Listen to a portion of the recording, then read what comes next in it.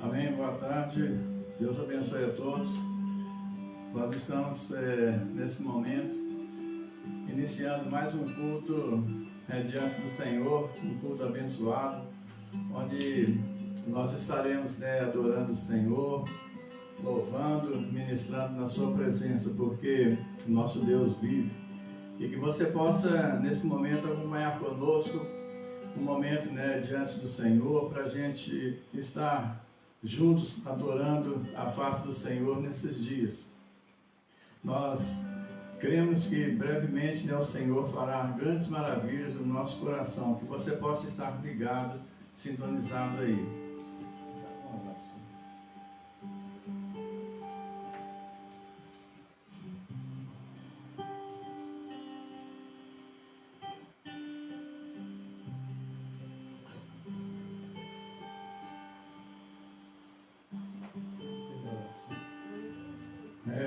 Então que a glória do Senhor ela possa estar conosco nesse momento. Vamos estar orando, agradecendo o Senhor por estarmos em mais esse momento aí diante dele, diante da face do Senhor.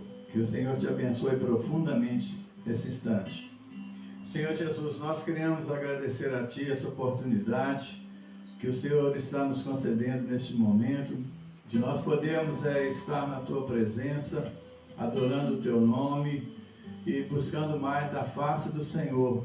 Que o Senhor possa abençoar, ó Deus amado, essa transmissão, abençoar a vida dos irmãos que estão nos assistindo e aqueles que ainda assistirão, que o Senhor possa abençoar os seus corações profundamente e que no nome de Jesus tudo seja feito para a honra e para a glória do Teu nome. Nos conceda entendimento e graça e que a Tua palavra, Senhor, nessa noite ela venha falar ao nosso coração, porque sabemos que a palavra do Senhor é viva e eficaz, é uma palavra que nos ensina a cada momento, a cada instante, e que o Senhor possa falar mesmo a cada vida, abençoando, Senhor, cada um que está neste momento sintonizado conosco, e que a bênção do Teu Espírito esteja nos corações. Nós agradecemos a Ti em nome de Jesus. Amém.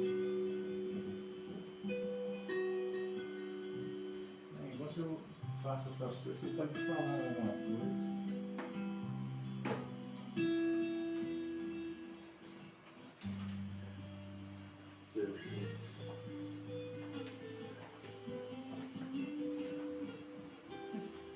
Aleluia, Jesus é grande em poder e autoridade. Nós queremos estar cada dia mais sintonizados na presença do Senhor.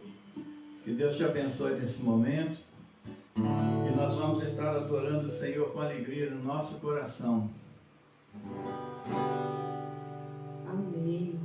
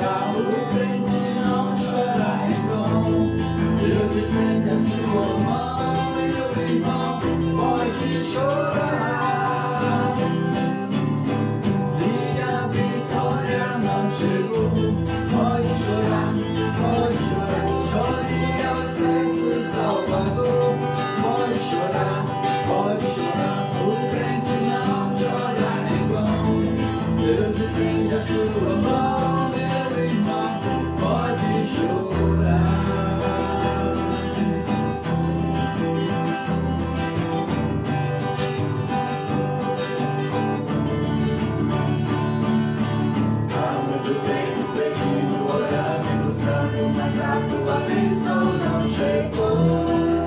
Ela não chegou. Crente, quando tem vitória, de joelhos chora e suplica a vitória ao Senhor. Ele atende o clamor. As lágrimas são como frases na presença do Senhor. Tem muito valor. Você que sabe do que cada uma delas quer dizer, eu digo pra você. Se a vitória não chegou, pode chorar, chore aos pés do Salvador. Pode chorar, o crente não chora em vão. Deus estende a sua mão. Pode chorar. Se a vitória não chegou, pode chorar, chore aos pés do Salvador. Pode chorar, o crente não chora em vão. Deus estende a sua mão, meu irmão, pode chorar. Pode chorar. Pode chorar. Aleluia, nós cremos nisso, que quando a vitória ela não chega, nós podemos suplicar ao Senhor, porque certamente o Senhor, com a sua graça, Ele vem, atende o clamor, e quando a resposta do Senhor é não, Ele tem propósito também, porque nós sabemos que tudo coopera para o bem daqueles que amam a Deus. Então, que você possa ser profundamente abençoado nessa tarde, crendo nisso. A resposta do Senhor, sendo sim ou sendo não, é a melhor resposta para as nossas vidas, porque Deus conhece o futuro, Ele conhece o amanhã, e Ele sabe o que é melhor para as nossas vidas. Por isso nós damos glória a Ele para sempre.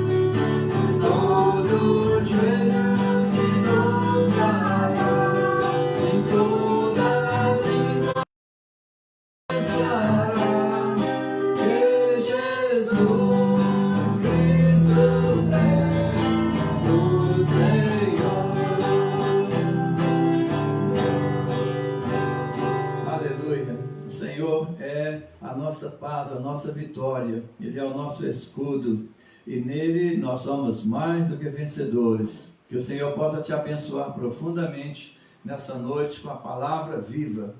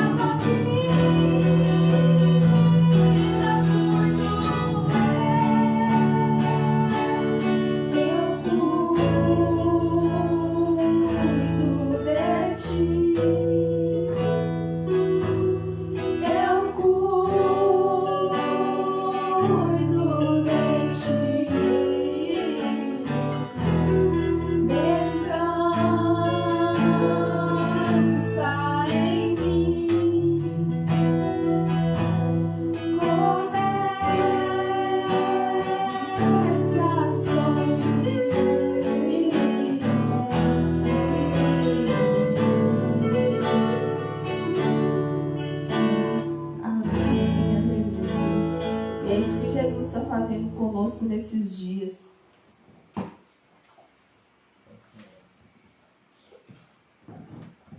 Ele tem cuidado de nós, né? Que possamos lançar fora todas as nossas aflições, que a palavra de Deus é certa, igual nós louvamos agora, eu cuido de ti. A gente não sabe os planos do Senhor, mas no final o Senhor está cuidando de ti. Mesmo que Ele nos diga não, o não dele é um cuidado na nossa vida. Jesus está cuidando de nós a todo instante. Então essa noite, isso que Jesus quer, a gente só confiar, só crer em Jesus, porque estamos vivendo tempos difíceis, né? Esse vírus está aí, mas tudo tem um propósito debaixo do Senhor, tudo, nada foge ao controle do Senhor.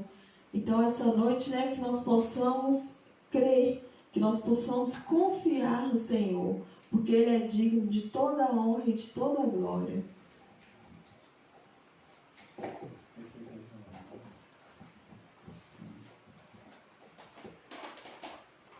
Amém. Nós cremos nisso, né, que nós podemos lançar diante do Senhor, nosso Deus, toda a nossa ansiedade, porque Ele tem cuidado. Ele tem cuidado de nossas vidas, Ele cuida do nosso futuro, cuida em todo instante, Ele cuida de nossas vidas para nós estarmos bem fundamentados na Sua presença. E nesse tempo não adianta ficar ansioso, ficar perturbado, ficar pensando assim, o que vai ser do futuro, como é que vai ser o nosso futuro. Será se esse vírus vai ser dominado? Será quanto tempo ainda vamos ter essa aflição? Então nós não podemos ficar vivendo dessa forma, perturbados com tantas coisas. O nosso pensamento, ele precisa estar firme e bem fundamentado no Senhor, porque sabemos, como, né, a gente está sempre falando aqui, Deus, Ele tem o controle de todas as coisas. Nada está acontecendo sem que Ele saiba e tenha permitido. Então, se Ele permitiu, Ele sabe o que está fazendo e Ele tem o controle sobre todas as coisas. E nós sabemos, né, pela palavra de Deus, que mesmo o diabo, ele não pode dar um passo sem a permissão do Senhor. Você pode ver isso em várias passagens bíblicas. Você vê no livro de Jó, quando o diabo veio e quis tocar em Jó, ele teve de pedir primeiramente permissão ao Senhor. E você vê também na vida de Pedro, quando estava chegando o momento de Jesus ser crucificado, o diabo pediu permissão a Deus para tocar em Pedro. Então, quando você é um vaso escolhido de Deus, quando você está na presença de Deus, quando você pertence ao Senhor, nem mesmo as trevas, nem o inferno pode se levantar contra você sem a permissão do Senhor. Então esse é um dos grandes privilégios de ser filho de Deus, de estar na presença de Deus, é um dos grandes privilégios do povo de Deus aqui na terra, é que nada pode vir sobre esse rebanho que não seja permissão do Senhor. Se não houver uma permissão, então o diabo não pode tocar, nem mesmo os homens, porque o Senhor Jesus, Ele tem o controle de todas as coisas, domina e Ele é o Senhor.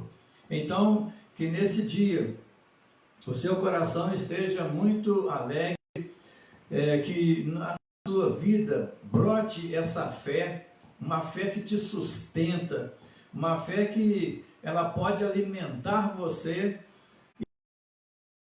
nesses dias de tal forma que você não vai ficar perturbado por praga alguma que venha sobre a terra, você não fica preocupado e nem perturbado por notícias ruins, mas você continua firme, porque a palavra de Deus é firme na sua vida. Você está edificado sobre a rocha, e a rocha é inabalável. O nosso Deus é inabalável. Então nós estamos bem alicerçados na rocha eterna. O Senhor, Ele te guarda, te sustenta e te fortalece a cada instante da sua vida. E nós estamos alegres, porque sabemos que mesmo estando vendo o mundo passar por um momento desse, nós estamos aqui passando por um momento desse, estamos nessa quarentena, ficando quietos dentro de casa, mas o que está sendo controlado pelo Deus vivo, Ele conhece todas as coisas.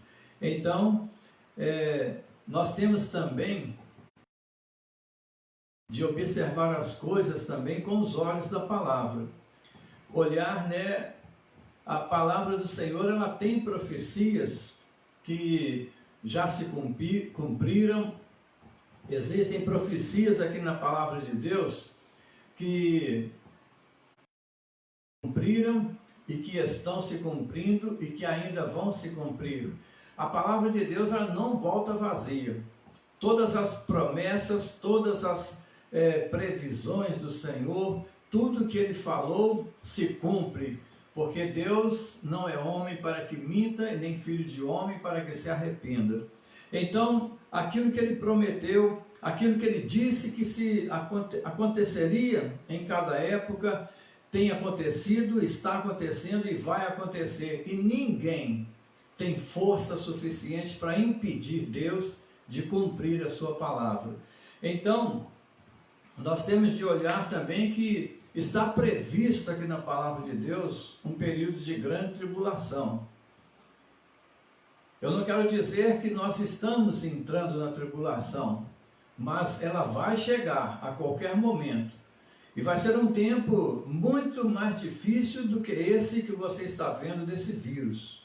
Porque o Senhor Jesus falou que será um tempo de angústia tal que nunca houve na terra e nem haverá jamais. Então, nós ainda nem imaginamos o que está para acontecer. Previsões da Bíblia, a palavra de Deus já disse que vai acontecer. Então, nós temos, assim como povo de Deus, de nos preparar, ficar atentos ao que Deus está fazendo hoje e o que Ele vai fazer. A gente precisa buscar do Senhor direção para saber os passos de Deus aqui na terra. Você não tem que ficar preocupado com o que a política está fazendo. Você não tem que ficar preocupado com o que governos fazem. Você tem que ficar preocupado com o que a palavra diz que vai acontecer, porque isso vai acontecer. A palavra de Deus, ela não volta vazia. Então, você tem visto aí tantas profecias bíblicas que já têm se cumprido, até mesmo essa do nascimento de Jesus, quando o Senhor falou que uma virgem conceberia e daria à luz um filho, se cumpriu literalmente. Há 2000 anos atrás, Jesus nasceu de uma virgem.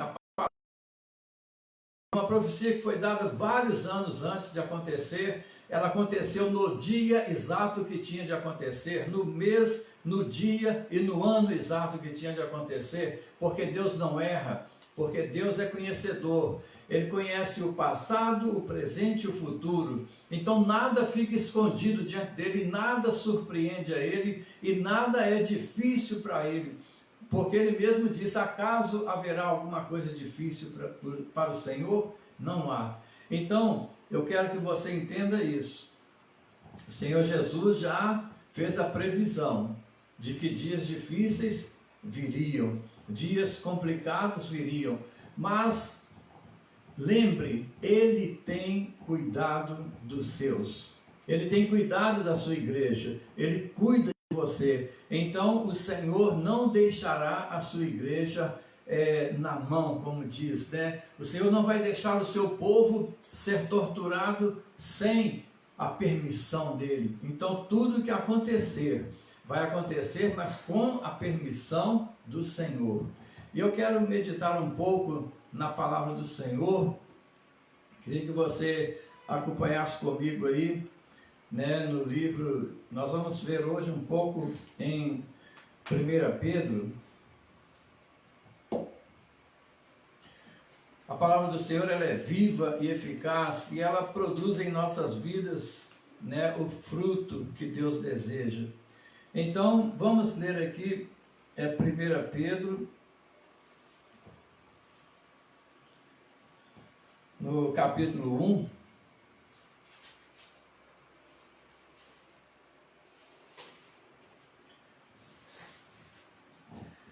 O Senhor dá algumas orientações aqui, né, através do apóstolo Pedro. E enquanto você acha aí na sua Bíblia, 1 Pedro capítulo 1, a partir do verso 13, eu queria só despertar aqui, ou trazer aqui para você, né, um detalhe aqui. Pedro, ele não sabia ler nem escrever. Então ele ditou essa carta para Silvano, e Silvano escreveu. Mas eu queria que você entendesse o seguinte: isso aqui, essa carta que Pedro, né, ditou, observa para você ver. Teólogos conseguiriam escrever isso? Nunca. Homens com grandes conhecimentos científicos, conhecimentos de letras, sabedoria humana, conseguiriam escrever isso? Nunca. Por quê? Porque isso aqui foi escrito com inspiração. Isso aqui veio por inspiração, porque Deus estava em Pedro ditando essa carta. Então aqui não foi um homem chamado Pedro que escreveu, mas foi o próprio Deus que deu para Pedro a revelação dessas coisas, a um homem que não sabia ler nem escrever, mas que sabia a sabedoria do alto e conhecia as palavras do alto e trouxe a palavra do alto para nós e deixou ela registrada aqui em 1 Pedro. Então veja só, abrindo esse parênteses, eu quero dizer a você, muitas vezes existem pessoas que têm muito pouco conhecimento de letra, muito pouco conhecimento de sabedoria humana, mas elas estão tão ligadas com o céu, elas estão como Pedro, tão ligadas com o Senhor, que as palavras que vêm na sua boca são muitas vezes inspiradas pelo Espírito de Deus. Quando as pessoas que não têm conhecimentos, né, literários tão grandes e falam a palavra de Deus de uma forma tão tremenda, porque Deus usa quem Ele quer. E Ele mesmo diz, né, em 1 Coríntios, que Ele torna louca a sabedoria desse mundo para confundir os sábios. Porque Ele diz lá nessa carta que a sabedoria do homem é loucura diante de Deus. Porque os homens, com a sua sabedoria, com toda a sua sabedoria e ciência, eles não reconheceram o Deus encarnado. Não reconheceram que Ele veio, habitou aqui entre nós e deu a sua vida ali naquela cruz. Muito pelo contrário, eles o crucificaram e o maltrataram e fizeram tudo o que eles quiseram com Ele, levando até a morte de cruz. Essa foi a sabedoria do homem, porque eles não suportaram a sabedoria do alto que Jesus estava falando. Então veja só, vamos ver aqui a sabedoria que vem do alto através de Pedro. No versículo 13 diz assim: portanto, cingindo os lombos do vosso entendimento, sede sóbrios, e esperai inteiramente na graça que se vos ofereceu na revelação de Jesus Cristo. Como filhos obedientes, não vos conformando com as concupiscências em vossa ignorância, mas como é santo aquele que vós também santo a vossa maneira de viver, porque escrito está: sede santos, porque eu sou santo. Então olha só,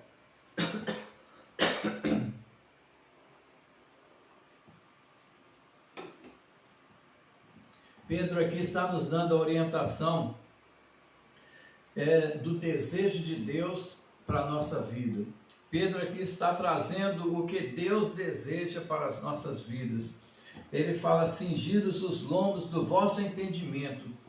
Ou em outras palavras, ele fala: fortaleça o seu entendimento. Cingir significa cercar e fortalecer, deixar que fique mais firme. O seu entendimento não pode ser fraco, sua mente não pode ser fraca. Você não pode ser aquela pessoa que pensa uma coisa hoje e amanhã, se alguém dá uma outra palavra, você muda de opinião. Você tem que ter um entendimento firme, fortalecido no Senhor, para não ficar de um lado para o outro, sendo levado por ventos de doutrinas, você ficar a todo instante perdido no meio de tanta confusão como tem hoje. Você vê que hoje existem milhares de pregações. Você abre aí a internet e você vê milhares de cultos online, você vê milhares de pregações online, você vê tantas coisas hoje. Mas eu pergunto, você tem um entendimento da palavra para saber o que é Deus e o que não é Deus? Você tem aí o entendimento seu fortalecido na palavra de Deus? Você está bem alicerçado no que Deus tem te ensinado? E você sabe quando uma coisa não é de Deus e quando é? Então você precisa cingir o seu entendimento, ou seja, fortalecer o seu entendimento no Senhor, para que você em tempo algum seja, como diz aquele ditado, Maria vai com todos. Você tem que ser uma pessoa de opinião firme na presença de Deus. Se você ouve a palavra, vê que a palavra é isso, então você não arreda o pé quando outros vêm e ensinam de forma diferente. Veja só, como filhos obedientes, não vos conformando com as concupiscências que antes havia em vossa ignorância. O que o Senhor está nos mostrando aqui? Como filhos obedientes. Essa é uma das características do povo de Deus, dos filhos de Deus, a obediência. Nós temos de ser um povo obediente, filhos obedientes. Não adianta nada você levantar as mãos, cantar cânticos, cantar hinos, adorar a Deus, se você não for obediente. Se a obediência não estiver no seu coração, você vai estar fundamentando a sua vida sobre areia, como o Senhor fala. Aqueles que são desobedientes, eles não estão fundamentando as suas vidas na rocha que é o Senhor, mas estão construindo a sua vida, construindo a sua casa sobre areia e poderão um dia ser derrubados pelas tempestades, pelas ventanias e pelos turbilhões que vêm nesse mundo, através de tanta tribulação, através de tantas coisas que acontecem no mundo hoje para atribular a vida do homem. Se não houver firmeza na palavra, você está fundamentado na palavra, você poderá ser destruído. Então veja só, como filhos obedientes, eu pergunto para você, você tem sido obediente ao Senhor? A palavra de Deus, quando ela vem no seu coração, você obedece, você tem prazer de obedecer, ou você se rebela, ou você não dá importância, ou você lança para lá, você não dá a menor importância. Como é o seu coração diante da palavra de Deus? O Senhor fala, como filhos obedientes, não vos conformando com as concupiscências que antes havia na vossa ignorância. Você sabe que concupiscência é desejo. Então, na nossa ignorância, nós tínhamos muitos desejos. Desejos que eram contrários com a palavra de Deus. Desejos que eram contrários com o desejo de Deus para a nossa vida. Então, Pedro está falando aqui para nós não ficarmos conforme, ou seja, tomar a forma. Esse termo, conformar significa tomar a forma ou ser igual. Então ele diz assim: olha, você antes de converter, antes de ter uma experiência com o Senhor, você tinha desejos na sua carne, você tinha desejos no seu coração, e você andava por caminhos que não eram agradáveis diante do Senhor. E Pedro está falando assim: agora é hora de você jogar isso fora. Agora, como filhos obedientes, é o momento de você agora mudar de rumo, mudar de vida e ter uma nova vida na presença do Senhor. É hora de você agora abandonar aqueles desejos que haviam na sua carne, que eram contrários com a vontade de Deus, para poder agora viver a vontade de Deus. Então ele diz ainda no verso 15: mas como é santo aquele que vos chamou, sede vós também santos em toda a vossa maneira de viver. Isso tem sido um laço na vida de muitos, porque o desejo de Deus é que a nossa vida seja santa, não só em algum detalhe, em algumas áreas de nossa vida. O Senhor não deseja que a gente seja santo somente naquilo que interessa, naquilo que nós achamos fácil, naquilo que nós achamos que nos convém. Mas Ele está dizendo aqui: como é santo aquele que vos chamou, sede vós também santos em toda a vossa maneira de viver. Agora eu pergunto: como está a nossa maneira de viver hoje? Ou o jeito de viver, a forma como nós vivemos, a forma como nós comportamos no meio da sociedade, a forma como nós comportamos primeiramente dentro de casa, porque a coisa começa dentro de casa. Se você não tiver um bom testemunho dentro de casa, se os que estão junto com você dentro de casa não puderem crer no seu testemunho, então não adianta nem testemunhar para os que estão lá fora, porque você não terá crédito. Deus deseja que você tenha crédito, que você seja uma pessoa que, quando falar, as pessoas vejam que há uma combinação entre fala e vida. É isso que Deus deseja na nossa vida, quando Ele diz aqui: sede santos como o que vos chamou é santo. Ele deseja que a nossa fala ela esteja concordando com a nossa maneira de agir, com a nossa maneira de viver, com a nossa maneira de agir.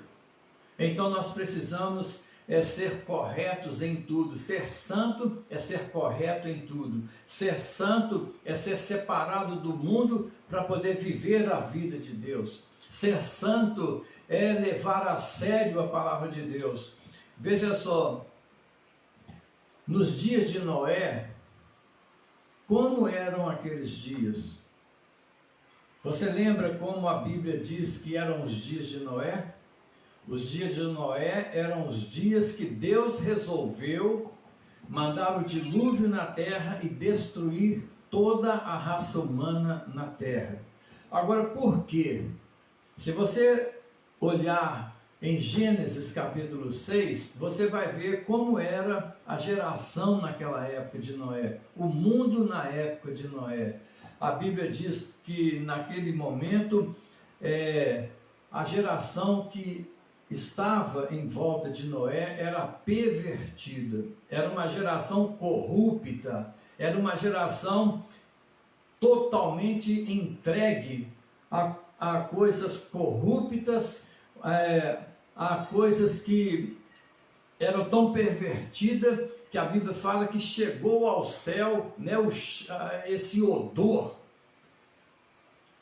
esse mau cheiro da geração da época de Noé. Mas a Bíblia fala uma coisa interessante, que Noé, ele vivia ali naquele mundo, vivia nessa época, mas ele era Deus. Noé era separado. Noé era um homem que temia Deus e que andava nos caminhos do Senhor, mesmo estando no meio de uma geração podre. de uma geração que Deus tomou a decisão de destruir, porque não havia mais ninguém que prestava naquela época. Então, olha só para você ver. Hoje, nós estamos vivendo também no meio de uma geração podre. Você está vendo como que tudo, você olha, qualquer lugar que você olha na sociedade, tudo está podre. Você vê a política está podre. Você vê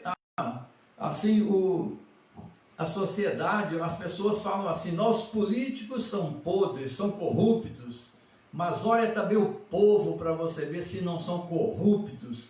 Se qualquer cidadão aí, se não tiver temor de Deus, se ele tiver a oportunidade de roubar, ele rouba. Se ele tiver a oportunidade de passar a perna, ele passa. Se ele tiver a oportunidade de prejudicar o outro, ele prejudica. Porque a sociedade está corrupta e Deus está falando, olha, saia dessa situação. Se você quer agradar a Deus, andar nos caminhos de Deus, como Pedro está falando aqui, seja santo como aquele que te chamou é santo. Se você é crente, se você é servo de Deus, você deve olhar essa palavra. Ele diz assim, seja santo como é santo aquele que te chamou. Não tem jeito de Deus andar com o imundo. Não tem jeito de Deus andar com aquele que é corrupto. Não tem jeito de Deus andar com aquele que é mentiroso. Porque Deus é verdade, o Senhor é verdade. Então nós temos de tomar um rumo na nossa vida. E é justamente isso que Pedro está falando aqui nesse texto. Ele está chamando a igreja para ser santa, como é santo aquele que tem chamado para viver na sua presença, porque senão não vai ter como andar com Deus, não vai ter como caminhar com Deus, não vai ter como viver na presença de Deus. E continuando aqui, no versículo 16 ele diz, porquanto escrito está, sede santos, porque eu sou santo. Deus falando. Então Deus está falando comigo, está falando com você, está falando com a igreja hoje, seja santo como eu sou santo. Ou seja, santo não é aquele boneco com uma auréola na cabeça, de pendurado na parede. Santo não é uma coisa que você olha assim e admira. Santo, a palavra santo quer dizer